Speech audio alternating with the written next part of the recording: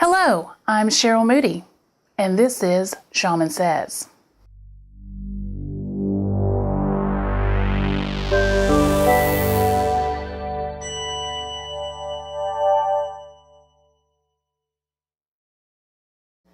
Today, I have the honor to introduce to you my life partner, my husband, and also the co-founder of SoarWithShamans.com.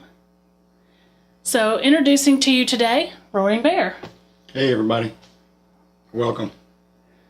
So, as our SoarWithShaman.com, as we get our website up and running, and as we blog and travel across the United States sharing our practice, we'd like to just give you a little story behind how Roaring Bear got started. So why don't you give us a little bit of history of your story and how you became a shaman? Okay.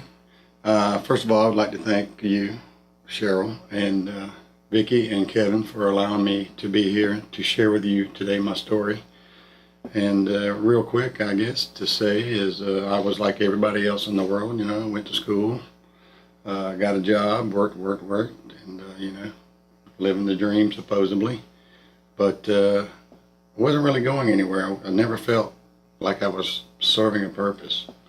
So 1994, I was involved in a very serious car accident with my mother. I was a passenger in the car. And I got a car T-boned my side of the car, and I remember laying in my mother's lap after the accident, paralyzed.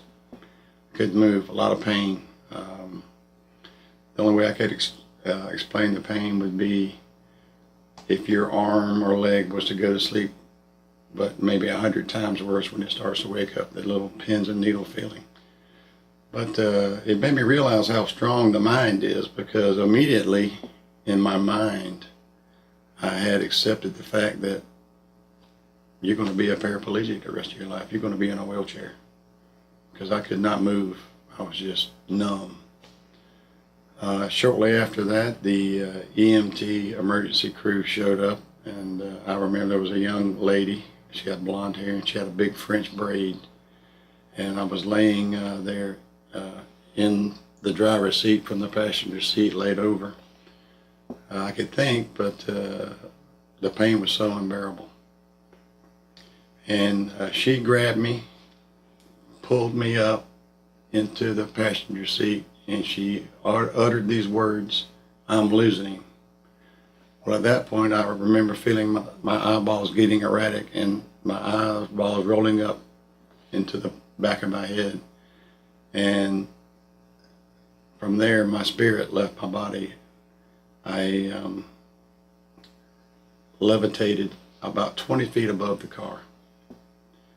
And it was such a bliss, peaceful feeling. The pain was gone. It was like being in a movie. I could tell you where every person was standing, every car, emergency vehicle. I could see the angles of the cars that were involved in the accident. I could see the trees in the background. There was also a apartment complex in the background. It was a beautiful sunny day, and I was just sitting there hovering above the car, kind of like watching a movie, going, wow, this is beautiful. This is very peaceful. It's very peaceful. And I'd look down, and I remember seeing the young lady. She had a big French braid, and she was going in and out of the car, trying to revive me. But it was so, serenity would be the word. Bliss, serenity, I don't know how you want to explain it. There's really no explanation for it. This went on for about 30 seconds or so. And then, bam, I was back in my body, and all the pain came back. It was really traumatic after that. I remember the ambulance ride to the hospital. I felt every pebble the ambulance hit in the road there. It was really a painful event. After that, I was told from the doctors that if I did not have surgery on my neck, that I would never walk or put my hands above my head again, which I'm walking, talking. I'm a miracle. Thank goodness.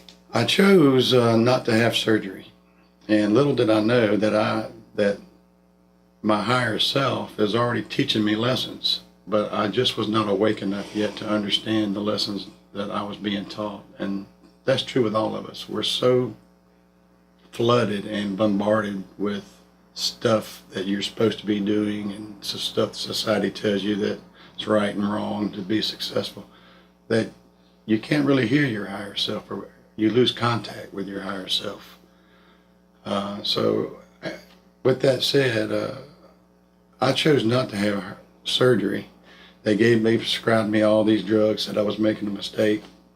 I even quit the painkillers because it made your body knows. It made me feel so yucky and irritable. It made me the medicine made me very, very irritable. And almost depressed. I almost went into a depression. But I called the doctor and I said, I don't want to take the drugs, the painkillers anymore. Is there another alternative? Well, they told me I could take Motrin or ibuprofen, would work as well. So I cut out the hard stuff, and I started eating the ibuprofen, which worked. And it took about a year for me to get back where I could even walk and talk. I had to learn how to teach myself how to write and do everything over again.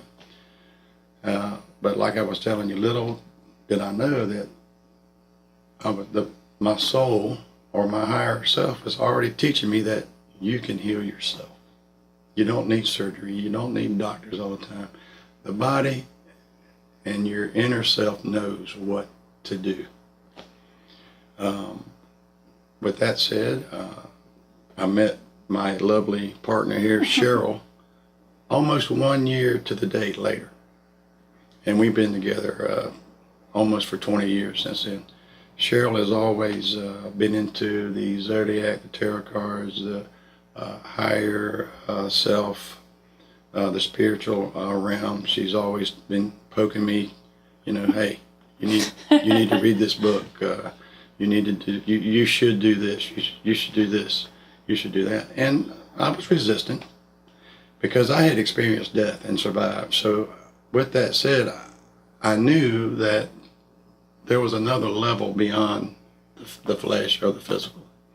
So I don't need that. I know what's going on. Let me tell you what's going on. Yes, resistance. So, however, I wasn't sure after that accident why my higher self chose not to go on to the next level, to heaven, the ascension. There's many words for it. However, for 19 years I had that question. Well, not quite 19. 2013, I finally went with Cheryl to meet some people, and they were shamans. It was called I can't remember the name of the Introduction to Shamanism. And I met my two mentors and teachers, Paul and Ani Atkins at that time. And as soon as I sat down and listened to what they had to say, I knew what my purpose was. It took a little while, but I knew I was here to share my story and to tell you that you can heal yourself. Exactly. If you just quiet your mind and you believe. And that's kind of a long story short. And that's really how our practice began. So it was very exciting that finally my husband was coming around to the things I'd been into. And since then, we've opened our practice and we enjoy assisting people healing themselves. I love the teaching. I love the counseling, mentoring. I enjoy working with the blog and the website. So Gary here, Roaring Bear, he kind of enjoys the more aspects of the healing, which involve some things like illumination and soul retrievals. And you can learn more about that on our current website, which is soarwithcheryl.com. And now that Roaring Bears joined me, upcoming will be our soarwithshamans.com. So you can go to the first website and then eventually in the next few months link into our new website. So we have a couple more minutes. Why don't you give us a little idea of what is some tools? What is an illumination? Well, our training and our belief as shamans is we're all energy. Everything, we're all made of the same stuff, and a lot of you folks I'm sure are aware. Rocks, trees, grass, this chair, the lights, the camera, we're all made of the same stuff. We all are an energy field. And dis-ease starts out in your luminous energy field that you project out.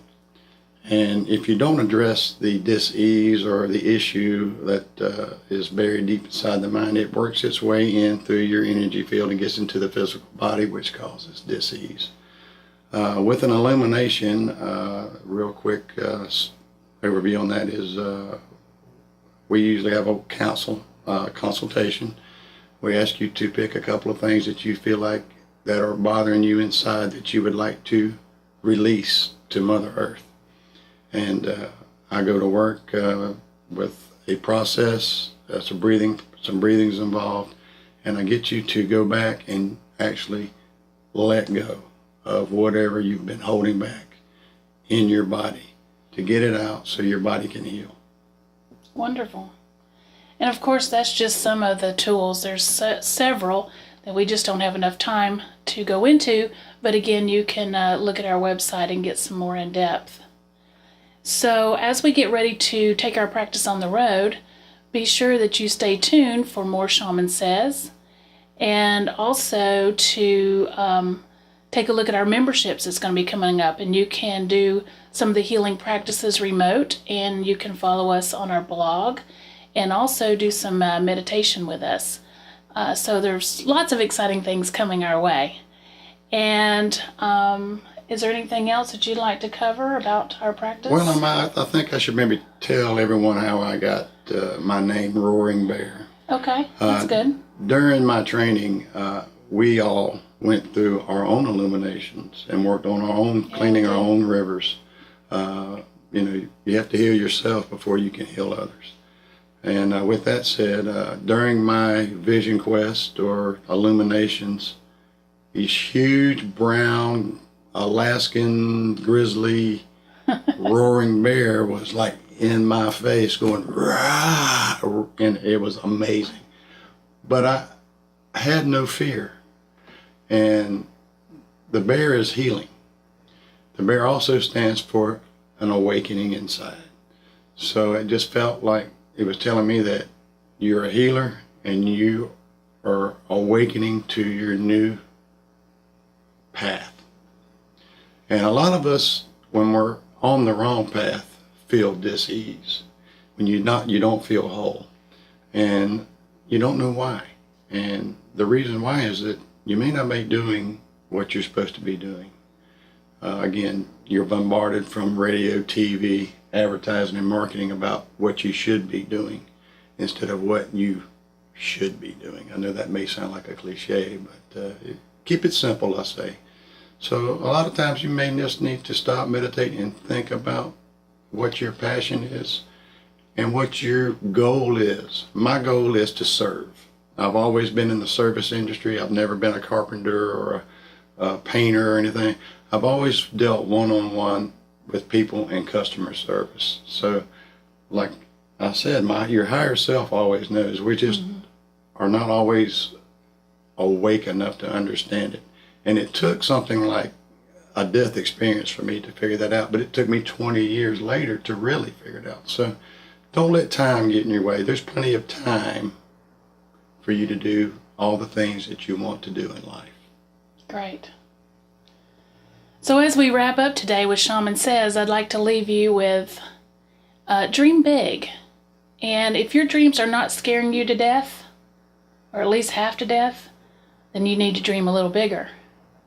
So from Roaring Bear and myself and Shaman Says, we'll see you next time. Namaste. Love you.